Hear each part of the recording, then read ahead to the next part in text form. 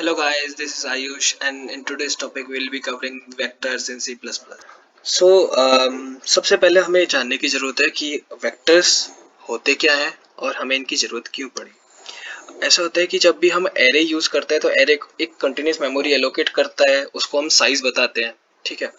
और वेक्टर्स क्या होता है, वेक्टर्स एक डायनामिक एरे है जो ऑटोमेटिकली रिसाइज करती है इटसेल्फ। हम उसमें क्या करते हैं, एलिमेंट्स डालते रहते हैं और हमें उसको साइज बताने की कोई ज़रूरत नहीं है। जैसे कि मैं बोलता हूँ कि वेक्टर में मेरे को 1 डालना है तो मैं सिंपल 1 डाल दूँ, 2 डाल दूँ, 3 डाल दूँ, मुझे जो डालना है, जितनी वैल्यूज डालनी है मैं डाल सकता हूँ। मेरे को साइज बताने की ज़रूरत नहीं है। ये फंक्शनैलिटी एरे में नहीं थी। तो जो वेक्टर का कंसेप्ट है वो एरेज के ऑफ कोर्स बाद ही आया है। तो आज हम देखते हैं कि वेक्टर्स काम कैसे करते हैं, हम उसमें इनपुट कैसे लेते हैं और डिफरेंट डिफरेंट मेथड्स हम देखेंगे इनपुट और आउटपुट के। तो सबसे पहले हम क्या करते हैं, एक सिंपल सा देखते हैं कि हमें लेट्स से कि यूजर से इनपुट कराना है कि उसको कितने एलिमेंट्स उसमें पुश करने हैं। तो एरे में कितने एलिमेंट्स उसको रखने हैं, या फिर आप बोल सकते हो वेक्टर में कौन से एलिमेंट्स कितने एलिमेंट्स रखने हैं। तो हम उसको पहले सबसे पहले हमने उसको इनपुट ले लिया, फिर हम एक वेक्टर डिक्लेयर करेंगे जिसमें हम अभी क्या कर रहे हैं, एक इंट हम क्या करेंगे उस वेक्टर में इंटीजर स्टोर करेंगे। तो हमें यहाँ पे बताना होता है कि हम उसका डेटा टाइप क्या रख रहे हैं जो वैल्यूज स्टोर करने वाले हैं। अब हम यहाँ पे वेक्टर का नेम देंगे, तो वेक्टर का नेम लेट से हमने दिया ए, जिसको हम यूज करेंगे और हम क्या करेंगे, अब फोर लूप लगाएंगे। फोर लूप में क्या करेंगे, int I equal to 0 and I less than N और आई प्लस प्लस। अभी क्या है कि अभी हमने यहाँ पे जो वेक्टर डिक्लेयर किया है इसका साइज नहीं बताया। तो साइज नहीं बताया तो हम यहाँ पे इसकी इंडेक्सिंग नहीं कर सकते। जैसे हम एरे में करते हैं कि a of 0 and a of n minus 1, ऐसे तो हम ये नहीं कर सकते अभी।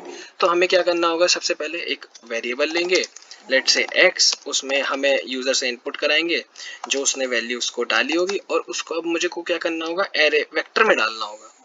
तो वेक्टर में डालने का तरीके, दो तरीके हैं कि या तो हम उसको पुश बैक करें या फिर हम फ्रंट से डालें।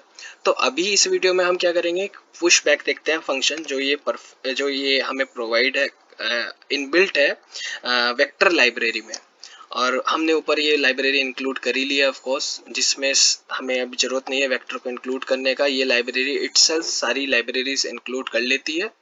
अब हमने क्या किया, यहाँ पे अभी का टास्क कंप्लीट हो गया हमारा कि हमने एक इनपुट लिया और अब हमें क्या करना होगा, उसको आउटपुट करना होगा। तो हम क्या करेंगे, वही i इजिकल टू 0 से लूप लगाएंगे, फॉर लूप।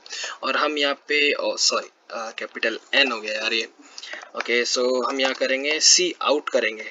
सी आउट का मतलब होता है सी प्लस प्लस में कि हमें स्क्रीन पे प्रिंट कराना है एलिमेंट। तो हम क्या करेंगे कि ए ऑफ आई प्रिंट कर देंगे। यहाँ पे अब इंडेक्स कर सकते हैं और यहाँ पे मैंने एक स्पेस दिया हर एक एलिमेंट के बाद, और यहाँ पे हमने कर दिया रिटर्न 0। और अभी हम इसको रन करके देखते हैं कैसे इसकी फंक्शनैलिटी परफॉर्म हुई और ये कैसे कैसे रन किया। तो सबसे पहले हमें ये जो यूज़र को इनपुट डालना था वो क्या बताना था उसको कि उसने क्या लिया, मतलब कितना उसका साइज रखना है। लेट से मैं उसका बोलता है, यूजर बोलता है कि 5 रखना है मेरे को वेक्टर का साइज। तो अब जब 5 होगा तो ये फॉर लूप चलेगा, कितने टाइम चलेगा, from I equal to 0 to I equal to 4। और हम क्या करेंगे कि वैल्यू स्टोर करेंगे इसमें। अब क्या करेंगे, इसमें हम वैल्यू स्टोर करेंगे लेट से 2 3 4 5 एंड लेट से 7। ये हमने 5 वैल्यू डाल दी। अब ये क्या हो गया, ये हमने स्क्रीन पे प्रिंट कर लिया। जब हमने ये 5 वैल्यूज डाल दी तो अब ये फोर लूप, नीचे वाला फोर लूप चला और इसने पांचों की पांचों वैल्यू प्रिंट करा दी। अब क्या होता है कि समटाइम्स ये मेथड देखने में अच्छा नहीं लगता, ये वाला कि पहले एक वेरिएबल में स्टोर कराओ फिर उसको पुश करो, और हमें क्या करना होता है, एन टाइम्स ही चलाना होता है। तो इसका थोड़ा थोड़ा कंसेप्ट हमने जो पढ़ा अभी कि डायनामिकली ग्रो करती है वो ऐसे ग्रो करती है। बट एक और तरीका है कि हम इसको पहले ही बता दें कि भाई यूजर ने पहले ही बता दिया साइज, तो हम इसको ऐसे भी डिक्लेयर कर सकते हैं। और जब हमने डिक्लेयर कर दिया है तो हम इसको इसकी इंडेक्स के थ्रू एक्सेस भी कर सकते हैं। जैसे ये सीन हम क्या करेंगे कि उस एक यूजर से स्ट्रीम से इनपुट लेंगे एंड उसको उस वेक्टर के इंडेक्स पे जाके प्रिंट कर देंगे। अब मैं इसको दोबारा रन करके देखता हूँ कैसे काम करता है। तो अगेन सेम कि मैं इसको सबसे पहले बताऊंगा कि ओ सॉरी ऊपर हो गया ये 5 डाला मैंने, और मैं फिर again 2 3 4 5 and 7 see as it is. So there are two methods we learned here कि दोनों तरीके से कैसे कैसे हम वेक्टर से इनपुट ले सकते हैं, कैसे आउटपुट कर सकते हैं। वेक्टर के बहुत सारे इनबिल्ट कुछ फंक्शनैलिटीज होती है जो हमें मिलती है, वेक्टर प्रोवाइड करता है। जो इनबिल्ट इसके मेंबर फंक्शंस होते हैं। मेंबर फंक्शंस हम एक क्लास के किसी एक क्लास के एक फंक्शन को मेंबर फंक्शन कहते हैं, और हमें जो प्रोवाइड है वो वेक्टर, उसके हम फंक्शंस देखेंगे। तो सबसे पहले एक पहला फंक्शन देखते हैं हम, साइज। साइज क्या करता है? साइज हमें बताता है कि वेक्टर का साइज कितना है। लेट से हमें सी आउट करना है, हम चेक करते हैं कि ये जो हमने एरे डिक्लेयर की इसका साइज कितना है। ये एरे कह रहा हूँ, सॉरी, वेक्टर डिक्लेयर किया, इसका साइज देखना है हमें कितना है। तो ये हमें इससे पता लग जाएगा कि हमें इसका साइज कितना रखना है। जैसे कि ये प्रिंट करा देंगे। ओके, इसको मैं ऊपर कर देता हूँ। ओके, ये यहाँ पे आ गया। और लेट से मेरे को चेक करना है कि ये जो वेक्टर हमने डिक्लेयर किया ये एम्प्टी है कि नहीं है। तो अगर मैं इसका एम्प्टी फंक्शन चेक करना है, मेरे को कई बार ऐसे भी जाएगा कि वेक्टर में कोई एलिमेंट है भी नहीं है, तो मैं क्या चेक करूंगा, if a dot empty, then हम प्रिंट कर देते हैं स्क्रीन पे चेक करने के लिए, C out vector a is empty। So ये फंक्शन लिखने की जरूरत नहीं है, हैंडल कर दिया।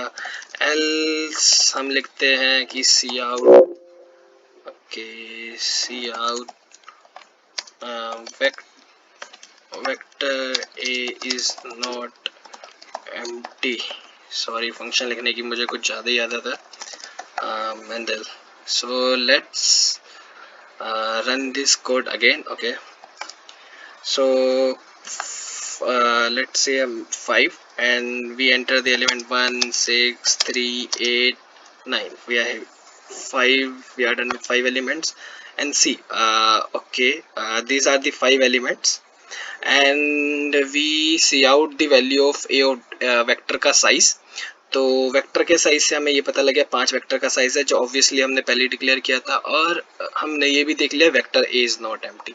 सो इस वीडियो में हम बस इतना ही रखते हैं। हमने यहाँ पे सीखा कि वेक्टर से कैसे इनपुट लेते हैं, कैसे आउटपुट कराते हैं, वेक्टर का साइज कैसे चेक करते हैं, वेक्टर का एम्प्टी है कि नहीं करते हैं। तो इन नेक्स्ट वीडियो में हम, या फिर मैं एक वीडियो और बनाऊंगा जिसमें हम ये देखेंगे कि वेक्टर्स में कैसे कैसे हम फंक्शंस यूज कर सकते हैं। लेट्स से कि एक वेक्टर को सॉर्ट कैसे कर सकते हैं, वेक्टर के में एलिमेंट कैसे कैसे कर सकते हैं, वेक्टर में हम एलिमेंट्स फ्रंट से भी डाल सकते हैं, बैक से भी डाल सकते हैं। तो हम देखेंगे कि फ्रंट मेंबर फंक्शन क्या करता है, बैक मेंबर फंक्शन क्या करता है, इनकी कॉम्प्लेक्सिटीज कैसे होती है। तो नेक्स्ट वीडियो में या फिर कभी मैं कोई एक और वीडियो बनाऊंगा, उसमें हम ये सब डालेंगे।